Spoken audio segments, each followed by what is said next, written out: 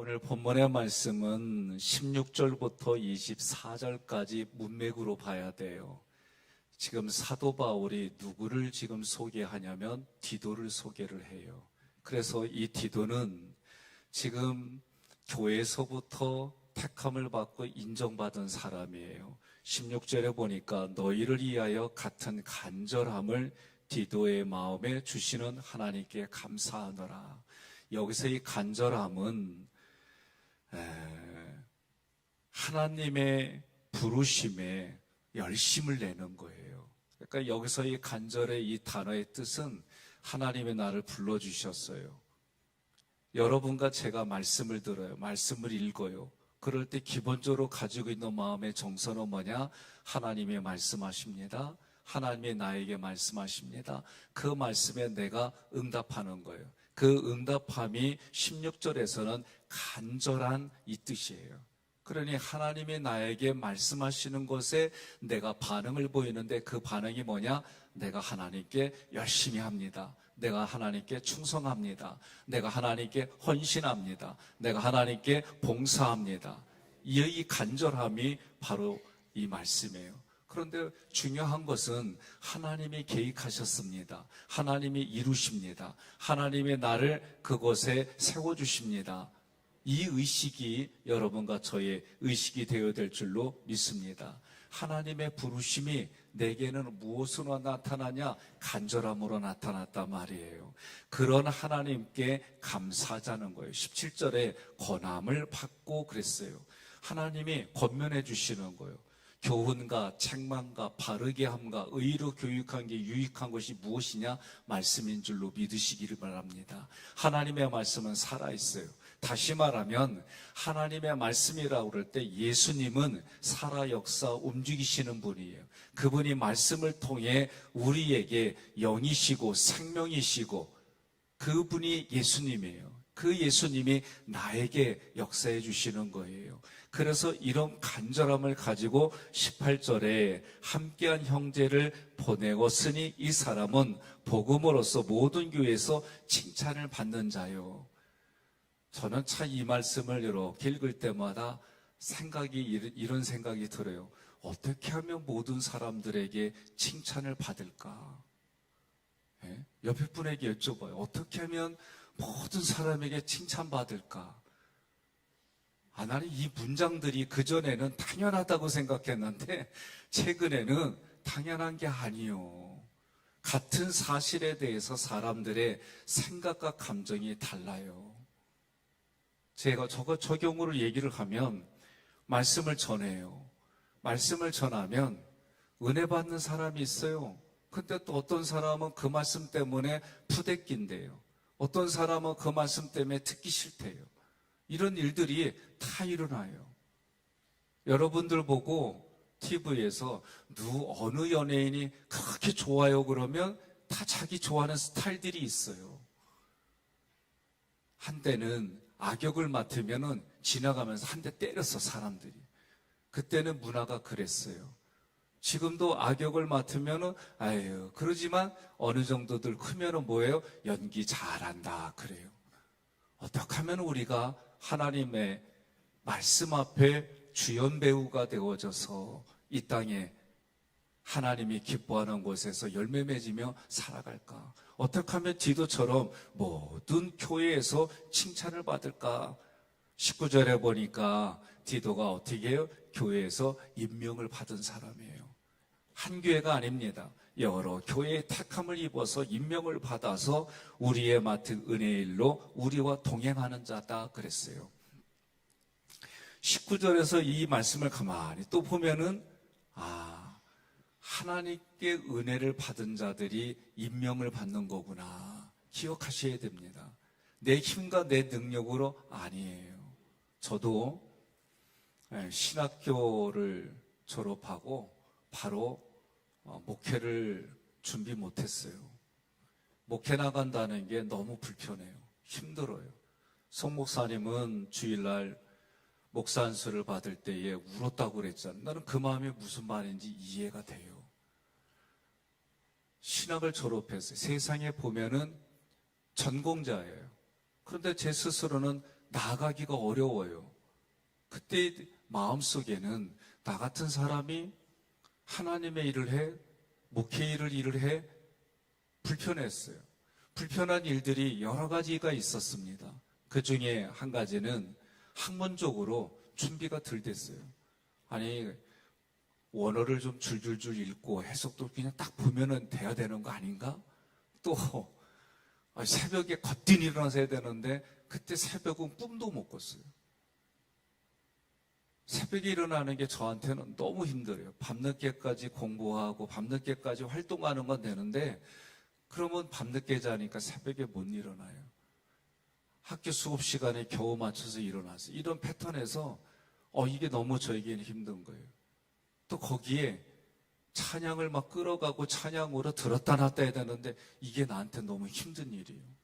하나하나 따져보니까 전공자로서 신학에 대한 전공자로서도 확신이 안 쓰고 그리고 다들 하나님을 아버지라고 부르며 하나님의 말씀하셨다는데 저는 성경을 통해서 겨우 이해하는 수준인데 하나님과 이 대화라는 게 이해가 안 되고 내 마음속에는 확증이 안 될 때예요.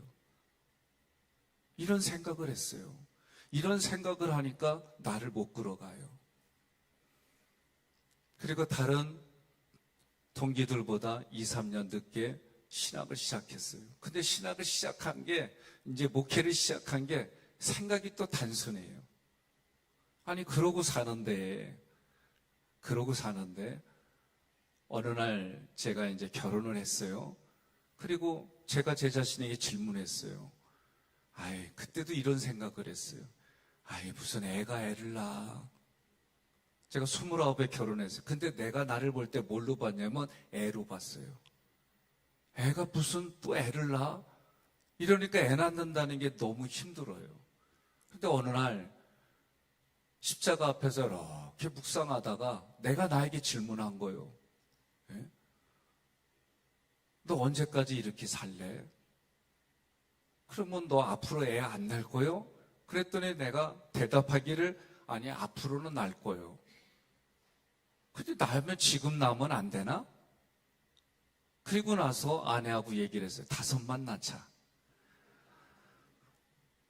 생각이 간단해요. 어느 날 내가 질문한 거예요. 너 앞으로 목회 안 할 거냐? 아니 언젠간 할 거예요. 근데 그 언젠가가 지금 하면 안 돼? 내가 나에게 질문하고 대답한 거예요. 그런데 성경을 읽어가면서 원어를 보니까 이런 대화들 속에 문법을 보니까 하나님의 의지와 하나님의 우리의 생각과 감정에 역사하고 자극을 주고 교훈을 주고 이것이 눈에 보이니까 이렇게 내가 질문한 부분들도 내가 질문한 게 아니라 하나님이 내 생각에 역사하셨구나. 이것이 바뀌어버리니까 그때부터는 보이는 게 달라지는 거예요.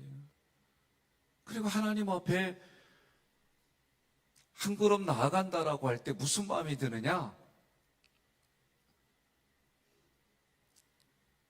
이게 저에게 질문하고 대답한 거예요. 목회를 하는데 성경을 잘 알아야 되고 영어를 잘 알아야 되고 이야기면 제2외국어 독일어도 잘해 이런 게 중요한 게 아니다라는 게 내 마음속에 깨달아졌어요. 그러면 가장 중요한 게 뭐냐? 성경이 얘기하는 거예요. 모세가 뭐라고 그래요? 하나님이 나타나서 야, 내 대신 애굽에 좀 가. 못 가요. 가라니까? 못 간다니까요. 왜 못 가냐? 어쩌고 저쩌고 나 이래서 못 가요. 마지막에 뭐라고 그래요? 말도 서툴 네 형의 아론과 같이 보내줄게. 하나님이 하신 말씀이에요. 그리고 모세는 이스라엘 백성을 40년을 끌어가기 위해서 40년 먼저 연습했어요. 하나님의 계획과 배려와 이 모든 것들이 그래서 하나님이 열매 맺게 해주신다는 이 성경의 말씀의 핵심이 여러분의 삶의 가슴에 와닿아지면 목회 이래저래서 못 나가요. 어느 날 깨달아지면 너 내가 하라고 하는 대로 하면 되고 하지 말라고 그러면 하지 않으면 되고 가라고 할 때 가면 되고 서라고 그러면 서면 되고 이게 마음에 감동이 되면 아멘도 하고 그리 안 그리요? 어느 날 깨달아진 건 뭐냐면 내가 뭔가를 준비하고 내가 뭔가를 해서 그럴 때는 완벽함에 비교해 보니까 아무것도 준비된 게 없다는 거죠.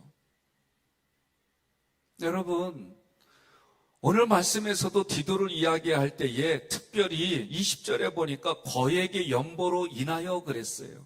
어려운 교회들에게 그들을 후원해주고 그들의 목회자들에게 그들의 일을 사역하는 자들에게 그 거액의 연보를 헌금을 나눠주고 전달해주는데 누구를 해주느냐? 디도가 적당한 사람이다. 이 사람의 평판이 좋더라. 자기 스스로 내가 잘났고 자기 스스로 대접받으려고 자기 스스로 무슨 일을 하든지 간에 내 기준에 맞는 사람이 아니라 하나님이 감동을 주시고 하나님이 주시는 그 마음의 생각과 감정을 받아들여서 그리고 그것을 위임한 교회의 특별한 일들을 통해 선택받은 사람이 이 사람이 여러 가지로 시험해 봤더니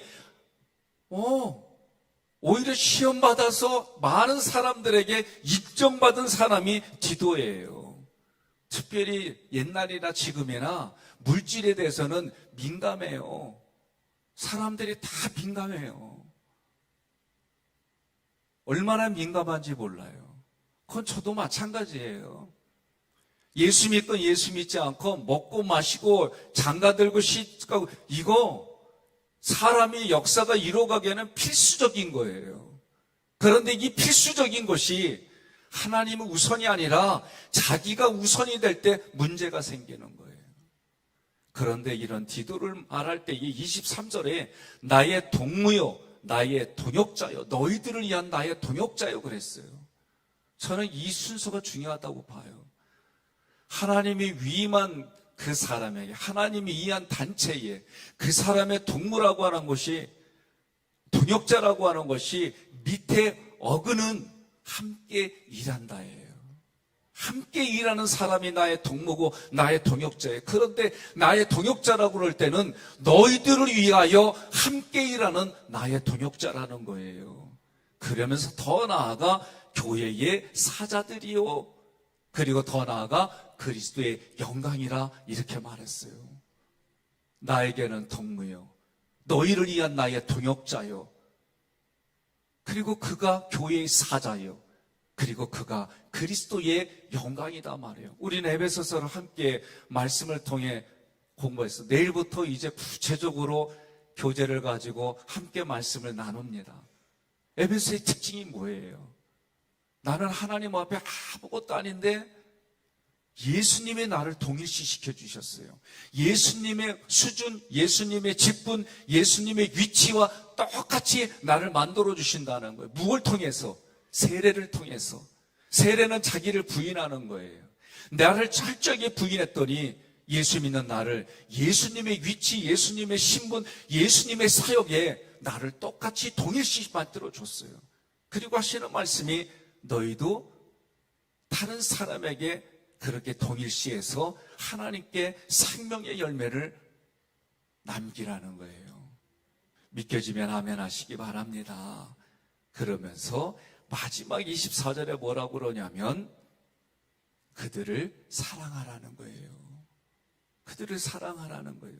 사랑해 보면 왜 사랑하는지 이유를 안다는 거예요. 오늘 역사적으로 봅시다. 구약으로 보면 아브라함이 이삭이 야곱이 요셉에게까지 흘러간 창세기의 역사가 있어요. 바울이 디모데를 택했어요. 디모데가 또 다른 충성된 증인에게, 그리고 또 다른 증인들에게 이렇게 신앙의 4세대가 흘러갔어요. 노아에게는 8명의 식구들이 있었어요. 모세에게는 아론과 훌과 현장에서 싸우는 여호수아가 있었어요. 그에게 동무가 있었고 동역자가 있었고 하나님의 대사가 되는 사람들에게는 그리스도의 영광으로 불리는 일들이, 사건들이 있었어요. 저는 성경을 읽으면서 여호수아가 가장 안쓰러워요. 왜? 여호수아가 말년에 되어지고 여호수아에서 사사기로 넘어갈 때는 하나님을 아는 사람들이 사라졌어요. 너무나도 아픈 사연은 역사들이 흘러가고 그 사람의 스피릿, 그 사람에게 하나님의 스피릿이 흘러가서 이것이 계속 흘러가는데 여호수아 다음에는 없어요. 있다고 한다면 하나님을 아는 모르는 사람들이 어떻게 변했어요? 자기 소견에 옳은 대로 행하는 사람들만 남았어요. 그리고 남은 인생은 뭐예요? 헤매고 어지럽고, 그리고 하나님 보시기에는 악한 일만 하는 역사가 사사기 전체 역사예요. 그럴 때마다 하나님이 어떻게 해요? 하나님의 사람들을 통해, 기도하는 사람들을 통해, 그래도 하나님 앞에 머리 숙여 하나님 말씀을 듣는 이들을 통해 하나님의 말씀이 흘러갔어요. 오늘 기억해야 됩니다. 내가 하나님 앞에 안 해요 그러면 하나님 기다려주시다가 아니다 그러면 하나님 옮겨요. 하나님 옮기세요. 내가 아니더라도 하나님의 사건은 이루어져 가요. 우리가 아니더라도 하나님은, 하나님의 역사는 이루어져요. 동의하십니까? 우리는 찬양을 불러요. 나 같은 죄인 불러주신 하나님 고맙고 감사하고 은혜로 어메이징 그레이스 얘기를 해요. 내가 부인하고 내가 부인되면 부인될수록 나 같은 이를 위해 십자가에서 달려 돌아가신 예수님의 보혈이 묵상하고 생각하면 할수록 감동이 되고 감격이 되고 감사가 되는 거예요. 그것이 나에게 통역자가 되는데 누구를 위하여? 너희를 위하여. 우리 장로님들이 저한테 해주시는 말씀입니다. 목사님께 이렇게 잘하는 이유가 뭔지 아십니까? 저에게 참 가슴에 새겨지도록 주시는 말씀이 그거예요. 우리가 목사님한테 잘하는 이유 단 하나입니다. 우리 성도들 잘 대해주시기를 바랍니다. 성도들을 위하여 이들이 저에게 동역자가 되고 저분들이 저에게 잘해주시는 이유가 여러분들을 위해서. 오늘 성경도 그렇게 말을 해요. 나의 동역자가 된 것이 여러분들을 위하여. 그러나 마지막은 뭐냐? 그들을 사랑하라는 거예요. 이것이 서로 주고받아야지요. 하나님이 먼저 우리에게 감동을 주시고 감격을 주시고 주신 말씀이 나에게 주시는 그 말씀인 줄로 믿고 깨달아지고 보고 들은 것이 또다시 다른 사람이 흘러가는 이 모든 일들이 성경을 전체적으로 읽어보면 하나님이 어느 것 하나 버릴 게 없다는 거예요. 심지어 유대인들이 제사 음식을 먹어야 됩니까? 말아야 됩니까? 그럴 때에 하나님이 환상을 주면서 아니 이방 사람들에게 복음을 증거해야 됩니까? 말아야 됩니까? 자기들만 굳건히 알고 자기들끼리만 알고 있던 유대인들에게 성경은 어떻게 해요? 그 유대인들을 통해 일하려고 했던 유대인들을 하나님의 장제로 세웠던 하나님이 이제는 그들이 거절하니까 어떻게 해요? 이방인들에게 옮겼잖아요. 오늘 우리가 깨달아야 됩니다. 내가 걸을 수 있고 내가 움직일 수 있고 내가 헌신할 수 있는 그런 모든 자리는 날마다 있는 일이 아니에요. 참 오래전에 충북 음성에 가면 꽃동네에 유명한 말이 있어요. 그 말이 뭐냐면 얻어먹을 수 있는 힘만 있어도 하나님의 은혜입니다. 얻어먹는다는 게 쉬운 얘기입니까? 오늘날 누군가에게 손 벌리면 쉽게 주는 세상입니까? 그렇지 않아요. 사람들이 늙어가면 늙어갈수록 하나님을 믿는 것 같지만 그 내면에는 하나님이 아닌 다른 것으로 가득 차고 그동안의 경험들로 인해서 점점 남아있는 것은 자기중심 것밖에 없는 것이 인생의 모습이에요. 그런데 그 하나님이 그 모든 걸 버리고 하나님만 의지하라고 하는 것이 쉬운 얘기냐고요. 자기를 부인한다는 게 쉽지는 않습니다. 그러나 성경 어느 곳을 보더라도 하나님이 하나님의 말씀대로 내게 들리고 보이고 어제보다는 오늘보다는 내일이 하나님께 한 걸음 한 걸음 가는 그 거룩한 행위들 그리고 그런 시간들을 여러분들이 기록하셔서 하나님이 불러주시는 그날 그때까지 일관되게 하나님 사랑합니다.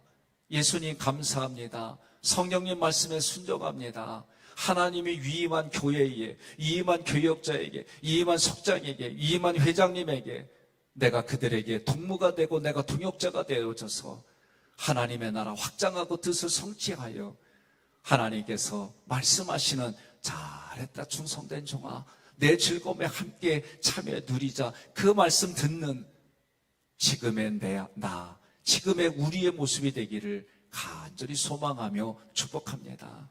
오늘 한 달, 8월 한 달, 이제 많은 사람들이 지치고 전 세계의 지진과 기근과 전쟁과 이로 말할 수 없는 일들이 일어나고 여기저기에서 내가 죄인 줄 알고 외치는 그런 일들이 바라보면서 영적인 분별력을 가지고 그날 마지막 나팔 부는 날이 언제인지 모르지만 매일매일 주님과 동행하며 주님이 나의 동무로 나의 동역자로 세워주시고 주님이 나를 동일시시켜 주셔서 내 살아가는 삶의 자리가 여기가 천국이 되고 아직도 내 눈에 그런 천국이 아니라면 정복해서 다스리고 관리하여 믿음이 연약한 자들과 함께 그곳에서 주의 모든 것들을 나누는 삶의 현장이 여러분의 현장이 되기를 주님의 이름으로 권면하며 축복합니다.